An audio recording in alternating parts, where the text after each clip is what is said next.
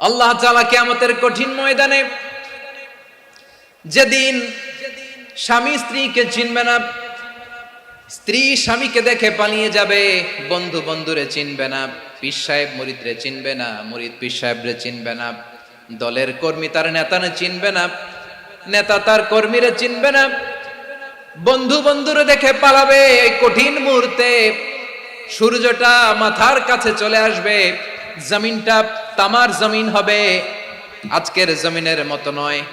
মানুষ ঘর্মাক্ত, ক্লান্ত, শ্রান্ত মাথার মগজগুলো কানের ছিদ্র আর নাকের ছিদ্র দিয়ে বেয়ে বেয়ে পড়বে। বিশ্বনবী ফরমান, ময়দানে 7 শ্রেণীর ব্যক্তিকে রব্বুল আলামিন তার আরশের নিচে ছায়া দিবেন। তার মধ্যে প্রথম শ্রেণীর ব্যক্তি হলো ইমামুন আদিল। ইমামুন আদিল, ন্যায়পরায়ণ শাসক,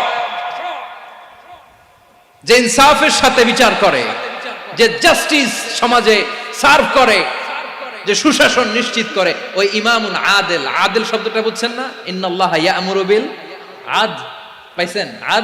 আদিল। 7 শ্রেণীর ব্যক্তিকে আল্লাহ তাআলা সুশীতল আরশের নিচে ছায়া দিবেন, যেদিন তার দেয়া ছায়া ছাড়া কোনো ছায়া থাকবে না। এর প্রথম হচ্ছে ইমামুন আদিল, ন্যায়পরায়ণ শাসক। চিল্লায় বলেন সুবহানাল্লাহ।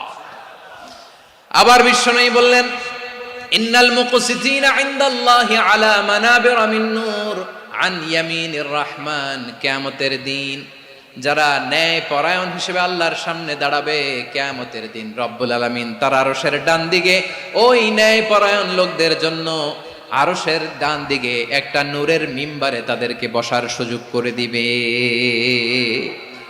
আল্লাহর আরশের ডান দিকে ন্যায়পরায়ণ লোকদের জন্য আল্লাহ তাআলা নূরের মিম্বার বানাবে। 4টে কেন কথা মনে করেছেন? আল আদাল, জাস্টিস।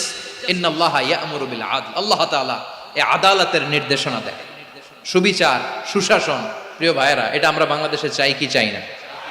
এই যে অরাজকতা, এই যে অন্যায়, এই যে জুলুম, এই যে ইনকনসিস্টেন্সি, সমাজের অসঙ্গতির প্রধান কারণ জাস্টিস নাই, সুবিচার নাই, সুশাসন নাই। শেষবারের মতো আওয়াজ করে বলেন তো, আমরা বাংলাদেশে আদল চাই কি চাই না? তাহলে প্রথম নির্দেশনা শেষ। আল্লাহ তাআলা তোমাদেরকে আদলের আদেশ দেন। এরপরে আল্লাহ বললেন, আমি তোমাদেরকে ইহসানের আদেশ দেই। ইন্নাল্লাহা ইয়া'মুরু বিল আদলি ওয়াল ইহসান। আমি তোমাদেরকে যেমনি আদলের নির্দেশনা দেই, তেমনি ভাবে তোমাদেরকে ইহসানের নির্দেশনা দেই। ইহসান, আওয়াজ করে সবাই বলেন তো ইহসান। সবাই বলেননি। সবাই বললে এতটুকু আওয়াজ হবে আমি বিশ্বাস করি না।